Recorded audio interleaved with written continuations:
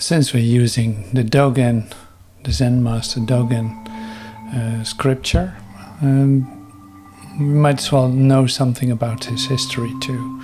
And for that I use one of the talks of Osho in 1988, Dogen, the Zen Master, Search and Fulfillment.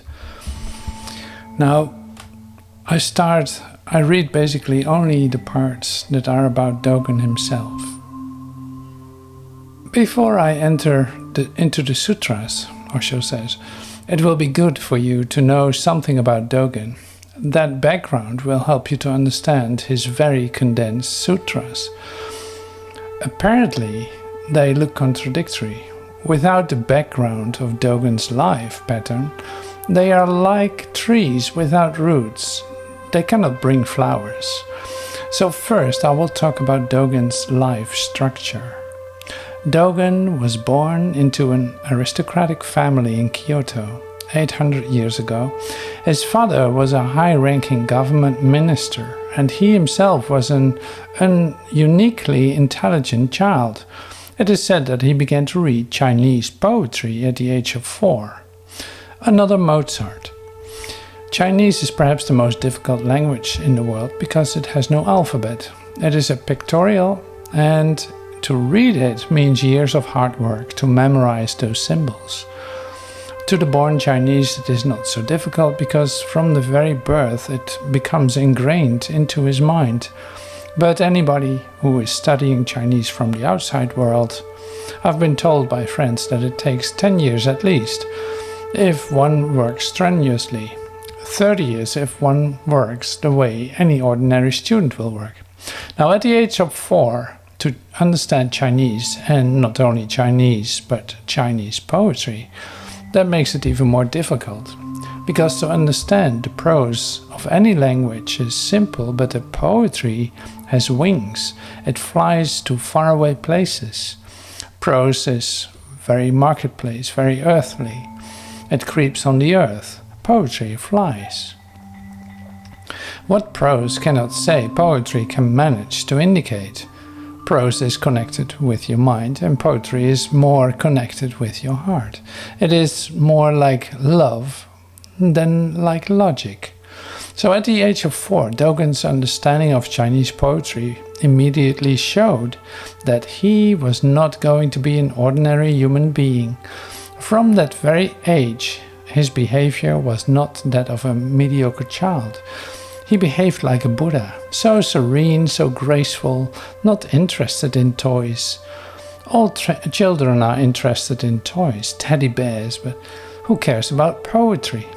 But fortunately or unfortunately, his father died when he was only 2 years old, and his mother died when he was 7.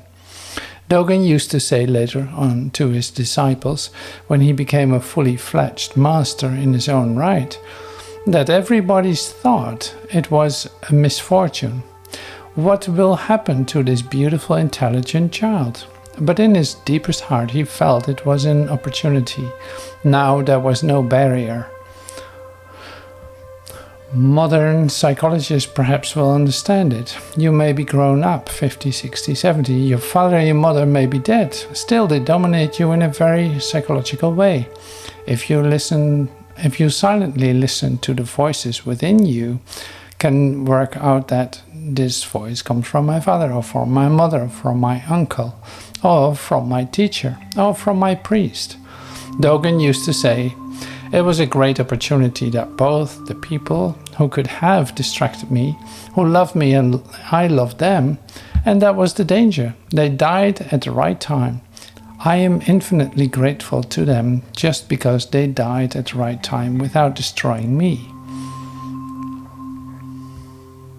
When his mother died, Dogen was translating the most significant Buddhistic scripture, Adhidharma, the essence of religion, from Chinese into Japanese. He showed every sign of a tremendous future, and at the age of 7, when his father and mother had both died, the first thing he did, which is unbelievable, was become a sannyasin. Even the neighbors, relatives, could not believe it, and Dogen said, I will not miss this opportunity. Perhaps if my father and mother were alive, I might not have left the world in search for truth. He became a sannyasi and started searching for the master.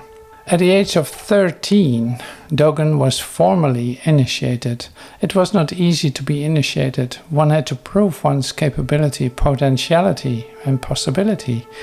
One had to prove that one will not betray on the path, that one will not waste the time of the master, that one will wait infinitely. So he had to wait until the age of 13, and then he was formally initiated into the monkhood of Mount Hei, the center of Tendai Buddhism learning in Japan. For the next several years he studied the school of Mahayana and Hinayana, versions of Buddhism under the guidance of his teacher Abbot Koen. By the time he was 14, Dogen had become troubled by a deep doubt concerning one aspect of the Buddhist teaching. This sutra that made him troubled to the very core of his being. If, as the sutras say, all human beings are endowed with the Buddha nature, why is it that one must train oneself so strenuously to realize that Buddha nature, to attain enlightenment? In spite of long years of training under Mui Zen, Dogen still felt unfulfilled. At the age of 23, he decided to make a journey to China with Mio Zen in order to study Zen Buddhism further. Leaving the ship, Dogen found his way to the monastery where he trained under Master Wu Chi. Still unsatisfied for the next several months, he visited numerous monasteries.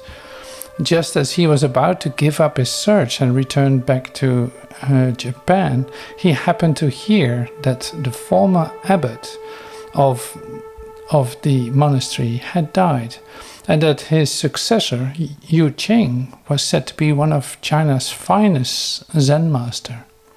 He changed his plan to go back to Japan and went again to the same monastery where he had been. The old master, who was just a teacher, was dead, and he had been succeeded by Yu Qing, a man who had soared high and touched the peaks of consciousness, who had dived deep and touched the depths of his being, who had moved vertically upwards and downwards, who had traveled through all his conscious territory.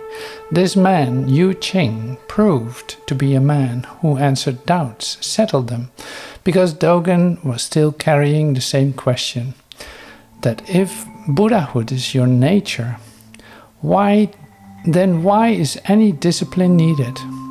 It was Yu Qing who said, no discipline is needed. No discipline, nowhere to go, no way to be traveled. Just be silent, settled, at the very center of your being, and you're a Buddha. You're missing it because you're looking and trying everywhere else except within you. You will never find your Buddhahood by changing this monastery for another monastery, this master for another master. Go in. Yu Qing is known as the finest masters, a very fine sword that cuts things immediately. His presence, his fragrance, his grace. Dogen remained with him, never asking a question, just drinking the very presence of the master, the very atmosphere, the very climate, getting drowned. When Dogen became a master in his own right, when Yu Qing declared him now no more play the role of being a disciple, at that moment he hit Dogen and said, you have come to understand. Now be compassionate on the blind humanity. Now don't go sitting on my side. You're a Buddha. Just because you were wandering here and there, you could not understand. Then sitting by my side silently, I have not given you anything. You have simply become centered. And in this centering is the inner revolution. Dogen wrote, to study the way is to study the self.